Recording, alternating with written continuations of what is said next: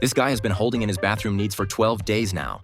Every minute, every second is pure torture. It's not that he doesn't want to go, nor is he trying to break a Guinness World Record. The real reason is that he's hiding 20 bags of snow in his stomach, and if he releases it, a prison sentence awaits him. His name is Jake, a TV repairman who, after unexpectedly winning a contest, got the opportunity to travel to Thailand. Under the persuasion and instigation of his friend Mike, he decided to make some quick cash by smuggling drugs for a trafficking ring. The process involved packaging the powder into bags, coating them with honey, and then swallowing them whole. Jake swallowed 20 bags, about 1 kilogram in total. However, while going through security, his nervousness gave him away. The police stopped him and took him to an inspection room where they searched his entire body but found nothing. Suspecting he might have hidden the drugs internally, they immediately took him to a hospital for an X-ray. Sure enough, they discovered numerous particle-shaped objects in Jake's stomach, but the doctor couldn't confirm if it was cocaine. The only way to know for certain was to wait until he used the bathroom. Just 2 trips to the toilet would be enough to expel everything. The police obtained a legal warrant to detain Jake for 7 days. They kept him in a hotel near the airport, sealed all ventilation ducts in the room, installed filters in the toilet,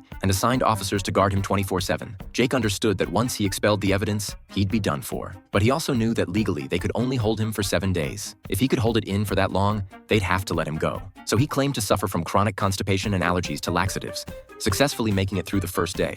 On the second day, the police brought him breakfast and personally fed him. While Jake was still groggy from sleep, another officer interrogated him aggressively. Under the intense pressure, Jake almost slipped up, but his lawyer arrived just in time to interrupt the questioning. The lawyer reminded Jake of his right to remain silent and requested a private conversation. The police had to leave, but after just 2 minutes, Jake's foul gas drove the lawyer away. Meanwhile, the drug kingpin grew anxious, fearing Jake might crack and rat him out. He sent Mike to eliminate Jake, but with 24-hour surveillance, there was no opportunity. Mike could only slip a photo under the door during a brief moment when the guard went to the bathroom. The photo showed Jake's mother with an X drawn over it, a threat that the cartel would make his mother disappear if he confessed. Jake understood the message. He had to hold it in to protect his family. For the next few days, he avoided eating, only drinking water when absolutely necessary. By the 5th day, he began regurgitating food, but the drugs had already moved from his stomach to his rectum, so they weren't expelled. The officers were astonished. Was this guy made of steel? Worried that Jake might actually make it through the 7 days, they decided to request an extension from the judge. On the 6th day, during a routine check, the officers made Jake remove his pants for inspection, but found no signs that he had defecated.